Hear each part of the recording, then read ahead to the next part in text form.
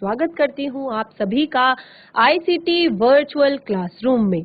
और आज हम यहाँ पर एकत्रित हुए हैं पढ़ने के लिए क्लास 10th की हिंदी।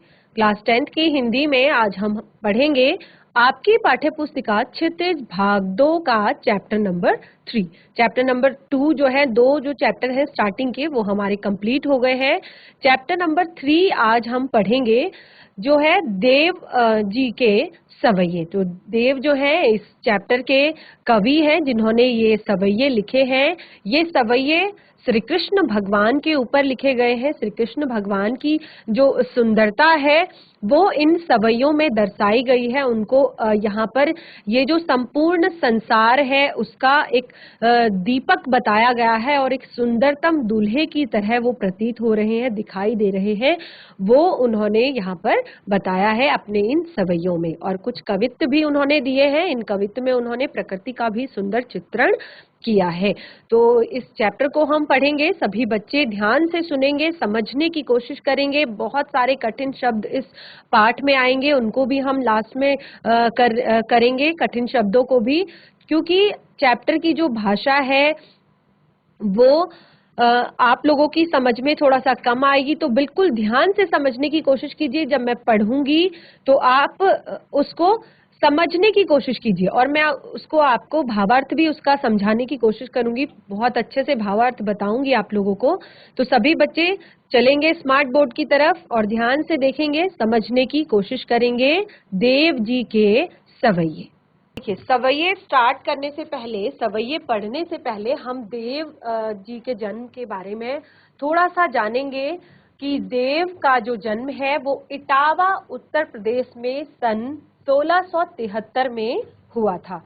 बहुत सारी बातें इनके बारे में लिखी गई हैं आपके इस चैप्टर में, इस पाठ में। जब आप अपनी पाठ्य पुस्तिका को देखेंगे, क्योंकि हम यहाँ पर पूरे चैप्टर का सार भी हमें पढ़ना है, तो हम देव जी के जीवन परिचय पर थोड़ा सा नजर डालेंगे कि इनका जन्म इटावा में, यानी कि जो कि उत्तर प्रदेश में है, 1673 में हुआ था। और इनका पूरा नाम देवदत्त द्विवेदी था। देव के अनेक आश्रयदाताओं में औरंगजेब के पुत्र आजम शाह भी थे। जो देव थे, उन्होंने बहुत सारे लोगों को यानी कि अपनी शरण में लिया था। बहुत सारे लोगों को सारे लोगों को आश्रय दिया था। परंतु देव को सबसे अधिक संतोष और सम्मान उनकी कविता के गुणग्राही आश्रयदाता भोगीलाल से प्राप्त हुआ। उनके जो सबसे ज्यादा संतोष और सम्मान उनकी कविता के जो गुणग्राही थे, अर्थात उनकी कविताओं का गुणगान करने वाले जो थे, वो थे भोगीलाल जी।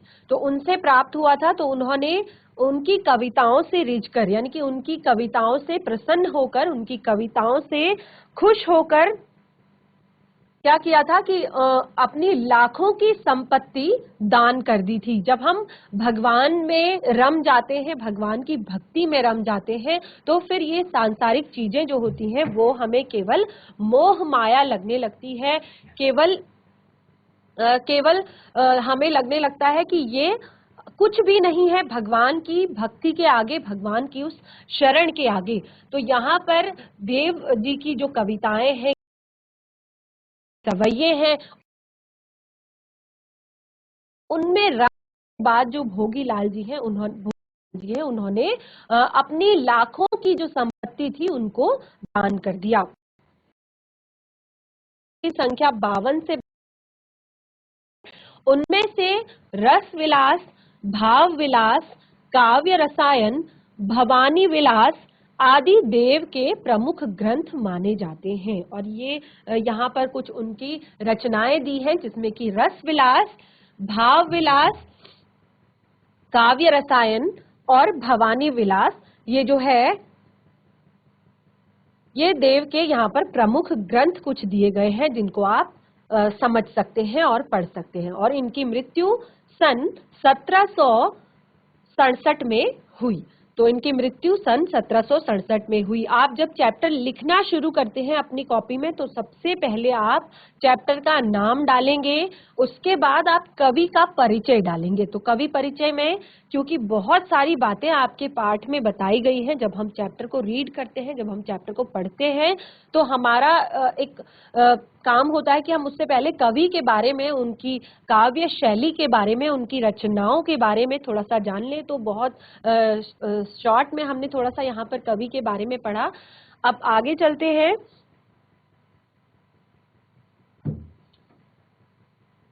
शुरू करते हैं सवैये।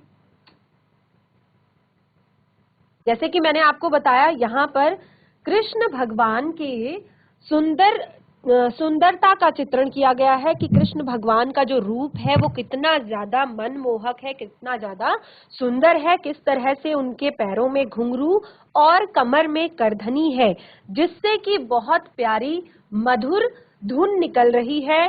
और शरीर पर जो उनका शरीर है, सांवला शरीर है। कैसा शरीर है श्री कृष्ण भगवान का? सांवला शरीर है। तो उस पर पीले जो वस्त्र है वो किस तरह से दिखाई दे रहे हैं, गले में वैजंती माला सुशोभित है।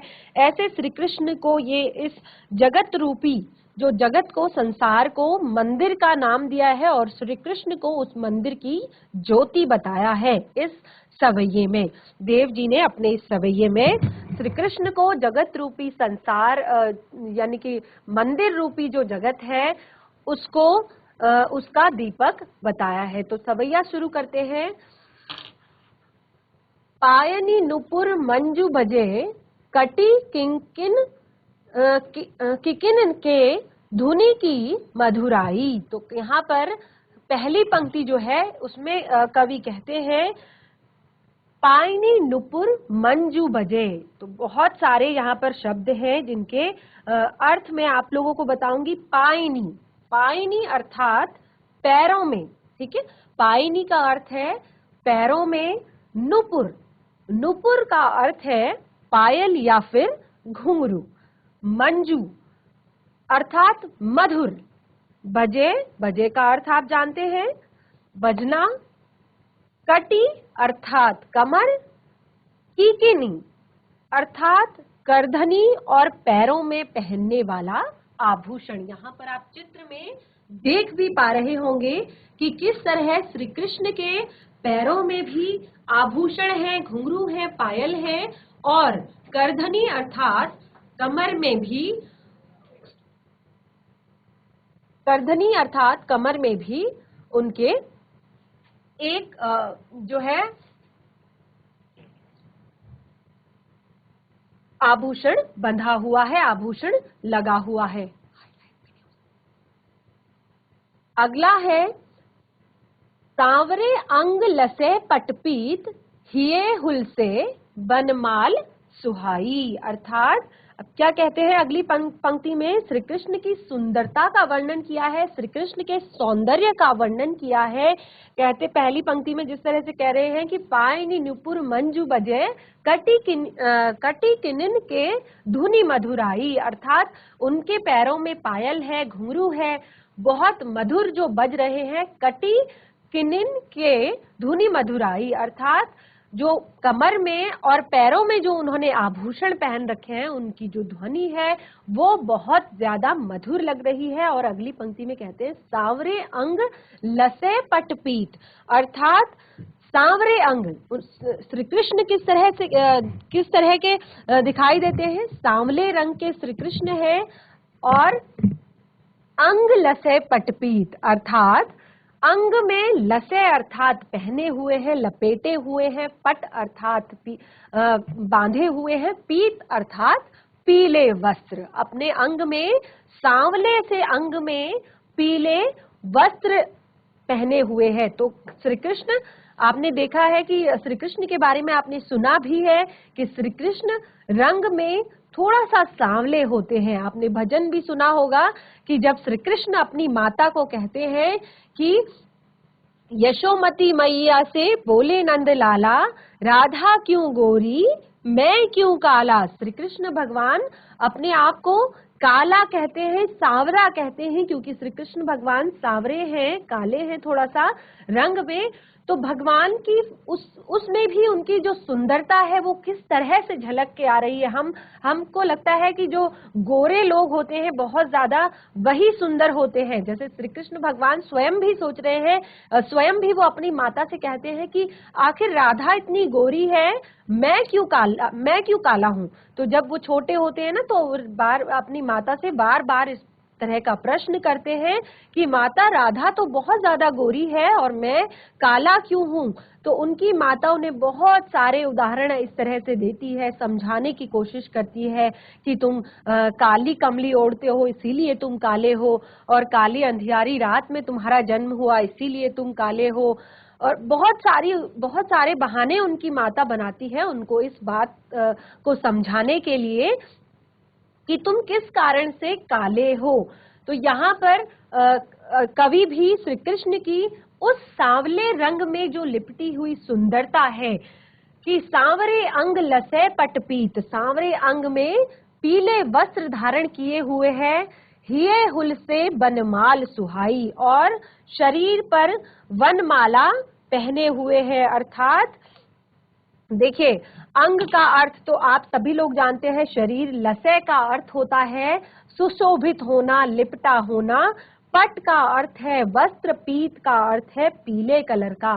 हिये हुल से बनमाल सुहाई, हिये का अर्थ होता है हृदय, हुलसे का अर्थ होता है प्रसन्न विभोर, यानी कि हमारे हृदय को बहुत खुश कर देती है, प्रसन्न कर देती है और मन मोह लेती है, हमारे हृदय को मोह लेती है। कौन? वनमाल सुहाई, जो उनके गले में वनमाला ये सुहाई हुई है। आप देख पा रहे होंगे चित्र में श्री कृष्ण ने वनमाला पहनी हुई है, तो वो बहुत ज्यादा सुहाई है, बहुत ज्यादा सुंदर वो उनके गले में लग रही है।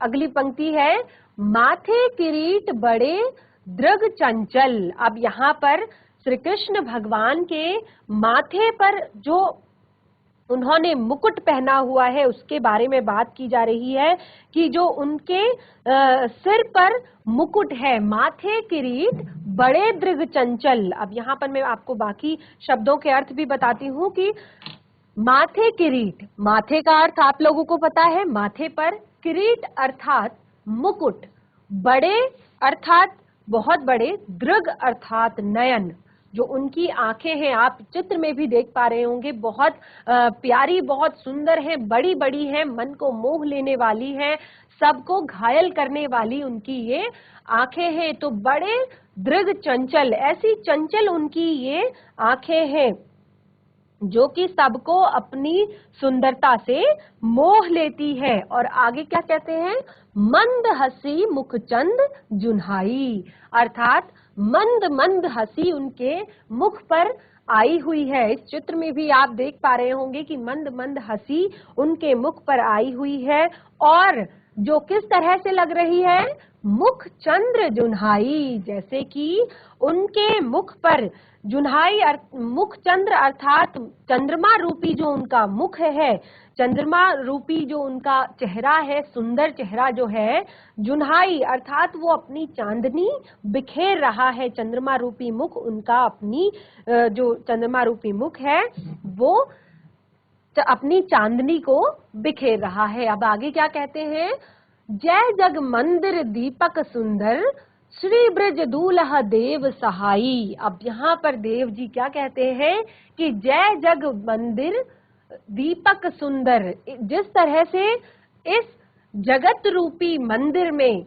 एक मानो ऐसा प्रतीत हो रहा है, उनका ये जो सुंदर रूप है, वो ये रूप उनका ऐसा प्रतीत हो रहा है जैसे इस जगत रूपी मंदिर में एक सुंदर दीपक जल रहा हो, एक प्यारा सा दीपक जल रहा हो। और अगली अपने सवैये की अंतिम पंक्तियों में कहते हैं, श्री ब्रज दूल्हा देव सहाई, अर्थात और जो श्री कृष्ण भगवान है वो किस तरह सुहा रहे हैं, किस तरह से लग रहे हैं, वो ब्रज के दूल्हे के समान प्रतीत हो रहे हैं। जिस तरह दूल्हा एकदम सजा धजा तैयार होकर खड़ा होता है, अपने नैनों में कजरा लगाए हुए और माथे पर मुकुट सेहरा लगाए हुए, गले में माला पहने हुए, सुंदर वस्त्र धारण किए हुए, इसी प्रकार श्री कृष्ण भी ब्रज के दूल्हे के समान प्रतीत हो रहे हैं, ऐसा देव कह रहे हैं। तो ये यहाँ पर देव जी के जो सवैये हैं वो हमारे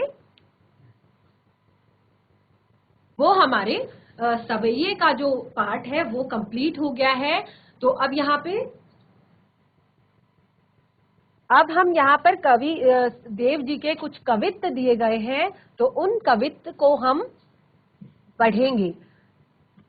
इसमें उन्होंने सुंदर तरीके से वसंत के आगमन की तुलना की है, वसंत के आने के बारे में बताया है कि किस तरह से वसंत आ रहा है, और उसके बाद जब वसंत आ रहा है तो उसके बाद किस तरह के परिवर्तन दिखाई दे रहे हैं प्रकृति में, तो उसका यहाँ पर कवित्त में वर्णन किया है देव जी ने। तो शुरू करते हैं। डार द्रुम्ब पलना बिछौना नव पल्लव के। फिर से पढ़ती हूँ।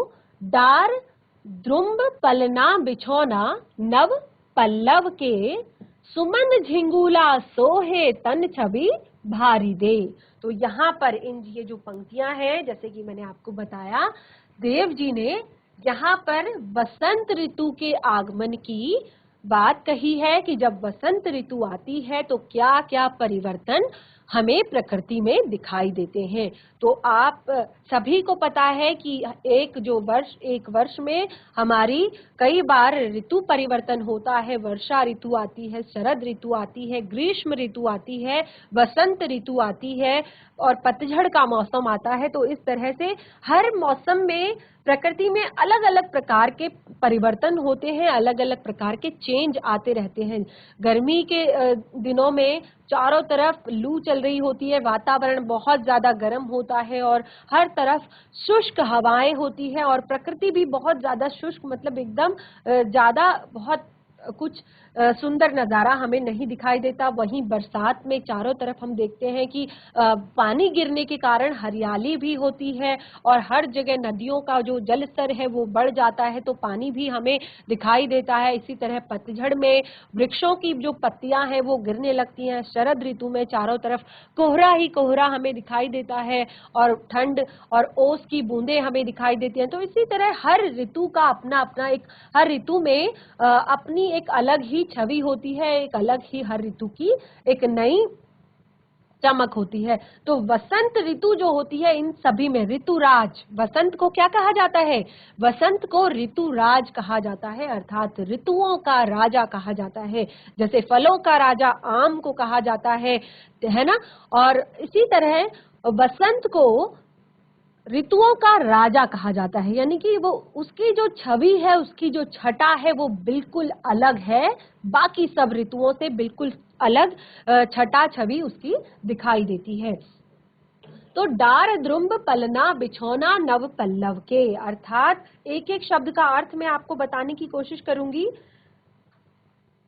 डार अर्थात डाल, द्रुम्ब अर्थात पेड़, पलना आपको पता ही है, पलना जिसपे बालक को सुलाया जाता है, बिछौना जो उस पर बिछाया जाता है, नव पल्लव के अर्थात अब जो है नई नई डालों पर क्या हो रहा है, नई नई डालों पर नए नए पत्ते आ रहे हैं और मानो ऐसा प्रतीत हो रहा है जैसे किसी बच्चे के जिस प्रकार देखिए, जिस प्रकार घर में जब एक नया छोटा बच्चा आता है, एक नवजात शिशु घर में आता है तो सब तरफ क्या होता है, सबके चेहरे खिले हुए होते हैं, चारों तरफ खुशी का माहौल होता है। उसी प्रकार यहाँ पर प्रकृति में जब बसंत का आगमन होता है तो चारों तरफ रौनक छा जाती है, चारों तरफ सुंदरता छा जाती है।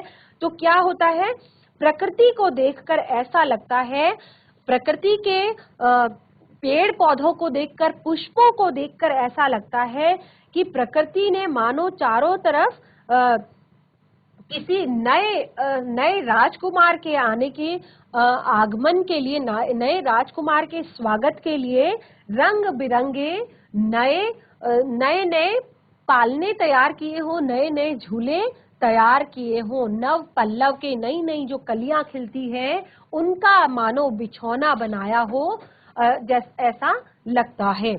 सुमन झिंगूला सोहे तन छवि भारी भारी दे। तो यानी सुमन झिंगूला अर्थात सुमन का अर्थ होता है पुष्प, झिंगूले का अर्थ होता है वस्त्र। तो इस मानो ऐसा प्रतीत हो रहा है जिस तरह जैसे फूलों के कोई, जिस तरह घर के जब नया नया बच्चा आता है तो उसके लिए बहुत सारे रिश्तेदार नए कपड़े लेकर आते हैं, घर के जो लोग होते हैं वो भी नए कपड़े लेकर आते हैं। और आपने देखा होगा छोटे बच्चों के जो कपड़े होते हैं वो बहुत ज्यादा प्यारे होते हैं, रंग बिरंगे होते हैं, बहुत चटक उनके कलर होते हैं, डार्क कलर के होते हैं और छोटे छोटे कपड़े होते हैं, बहुत प्यारे लगते हैं। तो इसी तरह यहाँ पर ऐसा लग रहा है मानो चारों तरफ पुष्प खिल गए हैं। तो ऐसा मानो ऐसा लग रहा है जैसे वसंत, राजकुमार रूपी जो वसंत आ रहा है उसके लिए जैसे घर के लोग अपने बालक को रंग बिरंगे वस्त्र पहनाते हैं, तो वैसे ही पेड़ों की जो डालियां हैं, पेड़ों के जो पुष्प है, मानो उन्होंने अपने फूलों से उनके लिए झिंगोले बनाए हो, उनके लिए वस्त्र बनाए हो कि अब आप आइए और इन प्यारे से वस्त्रों को पहनिए। ऐसा लग रहा है कि जो प्रकृति है वो वसंत के आगमन की तैयारी कर रही है, वसंत का आगमन कर रही है और कह रही है कि आइए आपका स्वागत है। तो आगे बढ़ते हैं। पवन झुलावे के की कीर बतावे देव। ऐसा लग रहा है देव बता रहे हैं अपने इस कवित्व में। ऐसा लग रहा है मानो जैसे पवन अर्थात जो हवा होती है, वायु होती है। झुलावे कै की कीर अर्थात पवन क्या झुला रही है? कै की अर्थात मोर, कीर अर्थात तोता। तो देव जी कह रहे हैं अपने कवित्व के द्वारा कि जो कोयल और तोते हैं, जो कौवे और जो मोर और जो मतलब जो भी पशु पक्षी हैं वो चहक रहे हैं। चारों तरफ पशु पक्षियों की आवाज आ रही है, चिड़ियों की आवाज आ रही है, मोर की आवाज आ रही है, कोयल की आवाज आ रही है, तोते की आवाज आ रही है और पवन झूला झूला रहा है। मानो ऐसा लगता है कि पवन उसको झूला झुलाने के लिए, यानी कि हवा इतनी मंद मंद बह रही है, ऐसा लग रहा है कि वो उसको, देखिए मंद हवा चल रही है तो डालियां जो है वो हल्की हल्की सी हिल रही है हवा के झोंके से।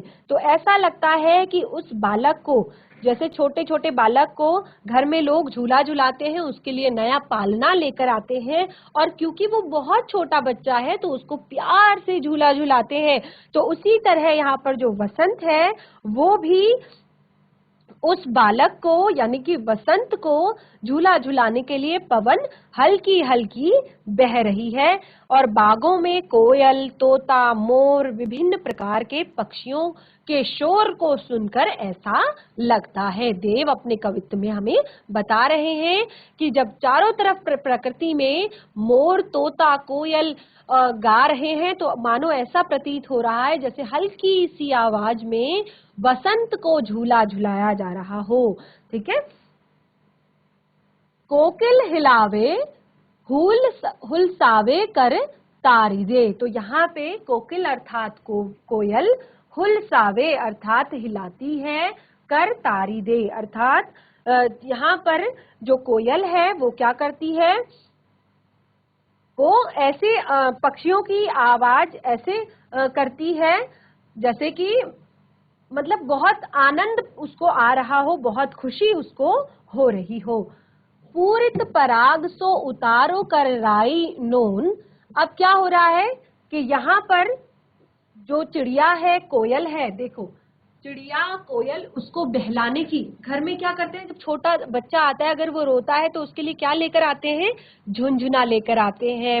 जो माता होती है वो लोरी गाती है, दादी जो होती है वो अपना अलग से गाना गाती है, छोटे बच्चे अपने तरीके से उसको बहलाने फुसलाने की कोशिश करते हैं, चुप कराने की कोशिश करते हैं। तो उसी तरह कोयल हलावे हुलसावे कर तारी दे, तो कोयल जो है वो अपने गाने से, अपने गाने की आवाज से अपनी बातें करके यानी कि अलग अलग आवाज निकालकर उसको बहलाने की कोशिश कर रही है, उसको खुश करने की कोशिश कर रही है, प्रसन्न करने की कोशिश कर रही है। और आगे क्या कहते हैं, आगे यहाँ पर कवि कह रहे हैं कि जो पूर्ति पराग सो उतारो करे राई नोन, तो क्या होता है, घर में जो छोटे बच्चे होते हैं, बड़े बूढ़े लोग क्या करते हैं, राई और नोन अर्थात राई और नमक से उनकी नजर उतारा करते हैं। तो यहाँ पर यहाँ पर ऐसा लगता है जो घर के जो पुष्पों की जो सुबह सुबह गुलाब की कली चटक कर जब फूल बनती है, तो यहाँ पर वो ऐसा लग रहा है जो घर के जो लोग हैं वो जिस तरह इस बसंत की बच्चे की नजर उतारते हैं, तो ऐसा लग रहा है कि जो प्रकृति है वो भी उसके सर के ऊपर पूर्ति पराग सो उतारो अर्थात सर के ऊपर घुमाकर राई और नमक को उस बसंत के ऊपर घुमाकर उसकी नजर उतार रही है। कंज कली नायिका लतान सिर सारी दे, तो अब यहाँ पर क्या कहते हैं कि कंज कली अर्थात कमल, तो कमल भी क्या होता है, कमल के फूल भी यहाँ पर खिलकर क्या कर रहे हैं, अपनी सुगंध को बिखेर रहे हैं, अपनी खुशबू को बिखेर रहे हैं, अर्थात वातावरण में चारों ओर विभिन्न प्रकार के फूलों की खुशबू व्याप्त है, चारों तरफ विभिन्न प्रकार के फूलों की खुशबू आ रही है। और वो खुशबू कैसी लग रही है, मानो ये इस बसंत की नजर उतारने के लिए जैसे राई और सरसों बना रखा हो, राई और सरसों चारों तरफ घुमा रखी हो। आगे क्या कहते हैं, मदन महीप जू को बालक बसंत ताही प्रतहि जगावत गुलाब चटकारी दे, तो यहाँ पर क्या कहते हैं कि जिस तरह सारी बुरी नजरें उतर गई है वसंत की, जिस तरह छोटे बच्चे की बुरी नजर उतर गई है, तो अब आगे क्या कहते हैं कि जो यहाँ पर मदन महीप जू को बालक बसंत ताही, जिस तरह घर के सदस्य क्या करते हैं, छोटे बच्चों को सुबह सुबह उठाते हैं, उनको प्यार करके उठाते हैं, तो उसी तरह वसंत जो है, जैसे बालक वसंत को कौन जगा रहा है, गुलाब सुबह सुबह प्रतहि जगावत गुलाब चटकारी दे, प्रातः यानी कि सुबह के टाइम पे जगा रहा है इस वसंत को, क्योंकि वसंत एक छोटा बालक है, बालक के रूप में बताया है, वसंत ऋतु का मानवीयकरण किया गया है, तो उसको जो प्रातः है, प्रातः का जो गुलाब है वो उसको अपनी चटकारी देकर, अर्थात सुबह के समय जब सूरज की किरणें निकलती है तो लाल लाल खिला हुआ गुलाब कितना प्यारा लगता है, तो वो जो गुलाब है वो यहाँ पर वसंत ऋतु को चटकारी देकर अर्थात अपने अपने उस प्रेम से, अपने उस प्यार से उठा रहा है, क्योंकि और क्या कर रहा है, जैसे कि घर के बालक बच्चों को क्या करते हैं, गुदगुदी करते हैं हल्की सी उठाने के लिए, है ना, तो उसी तरह यहाँ पर गुलाब भी चुटकी भी दे रहा है और क्या कर रहा है, उसे प्यार से जगाने की कोशिश कर रहा है, क्योंकि अगर प्यार से नहीं जगाया तो बच्चा उठते ही रो पड़ेगा, तो उसी तरह गुलाब चटकारी दे रहा है अर्थात प्यार से खिल रहा है और एक चुटकी बजा रहा है हल्की सी कि बच्चा प्रेम से उठ जाए, प्यार से उठ जाए, अर्थात वसंत जो है वो प्रेम से उठ जाए। तो बहुत प्यारा यहाँ पर कवि ने वसंत का चित्रण किया है। आप यहाँ पर इस जो एक चित्र है ये इसमें साफ साफ देख भी सकते हैं कि यहाँ पर जो एक पल्लव है, एक जो डालियों का बना हुआ झूला है, आप देख पा रहे हैं। इसमें एक सुंदर सा बालक जो पुष्पों के कपड़े पहने हुए है, देख पा रहे होंगे आप इस चित्र में, वो पुष्पों से बने हुए वस्त्रों को पहने हुए है और चारों तरफ देखिए जो कलियां हैं, फूल हैं, वो उसको गुलाब जो है वो उसको चटकारी देकर उठा रहे हैं और उसके साथ खेल रहे हैं और चारों तरफ कोयल, मोर, तोता, पपी है, ये सब उसको गाकर सुना रहे हैं। तो बहुत प्यारा सुंदर दृश्य यहाँ पर प्रकृति का दिखाया गया है। ये जो चित्र है ये आप ही की पाठ्य पुस्तिका से लिया गया है, क्योंकि पाठ्य पुस्तिका को आप लोग ध्यान से चित्र को नहीं देखते, तो अगर आप इस चित्र को यहाँ पर देखेंगे तो आप बहुत सुंदर चित्र यहाँ पर देख पा रहे होंगे कि एक प्यारा सा बालक किस तरह पुष्प लताओं की पत्तियों की एक प्यारे से पालने पर लेटा हुआ है और पुष्पों के कपड़े पहने हुआ है। आगे बढ़ते हैं।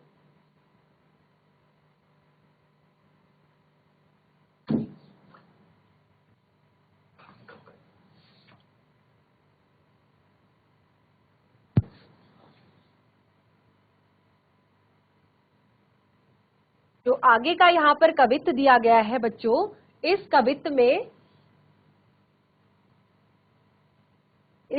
में कवि जो देव हैं उन्होंने पूर्णिमा की चांदनी रात में धरती और आकाश के सौंदर्य को दिखाया है। तो जब पूर्णमासी का चांद निकलता है तो आप देखते हैं कि अंधियारी रात भी उजली हुई सी प्रतीत होती है। चारों तरफ एक सुंदर सा वातावरण रात्रि के समय भी हमें दिखाई देता है। तो यहाँ पर कवि ने इसी तरह का एक वर्णन किया है, जो कि पूर्णमासी की जो रात है उसमें किस तरह का धरती और आकाश में किस तरह का सौंदर्य बिखरा हुआ रहता है, किस तरह की सुंदरता हमें दिखाई देती है, उसका वर्णन यहाँ पर कवि ने किया है। तो शुरू करते हैं इस कवित्व को। पटिक सलानी सो सुधारियो सुधा मंदिर, उदही दधी को सो अधिकाई उमंगे अमन। अर्थात यहाँ पर क्या कहा गया है, पटिक सलानी सो सुधारियो सुधा मंदिर। यहाँ पर कवि कहते हैं पूर्णमासी की जो रात है उसमें धरती और आकाश में चांदनी की आभा इस तरह फैली है, फटिक सिलानी। तो अर्थात प्रकृति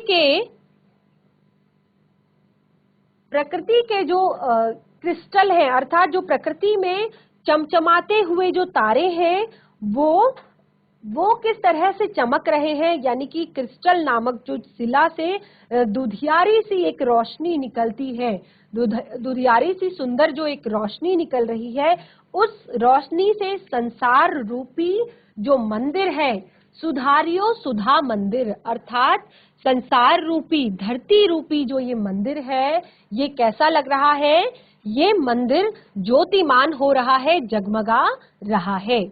तो बच्चों आपकी पाठ्य पुस्तिका से लिया गया जो ये देव जी के सवैये हैं, कवित्व हैं, ये आज हम पढ़ रहे थे। आशा करती हूँ कि जितना अभी तक हमने ये सवैये और कवित्व पढ़े हैं ये आपको समझ में आ रहे होंगे। अभी इस पाठ का शेष भाग रह गया है जिसको हम अपने अगले सेशन में कंप्लीट करेंगे, और पाठ में काफी कठिन शब्द आए हुए हैं जिनको हम अपने अगले सेशन में और अच्छे से क्लियर करके पढ़ेंगे, और बहुत सारे शब्द अर्थ हमने इस पाठ के लिखने हैं उनको भी लिखेंगे, और पाठ से जुड़े हुए प्रश्न उत्तर भी हम अगले सेशन में कंप्लीट करेंगे। तो आशा करती हूँ कि आज का जो सेशन है ये आपको अच्छा लगा होगा। मिलेंगे नए सेशन में, तब तक के लिए धन्यवाद। आपका दिन शुभ हो।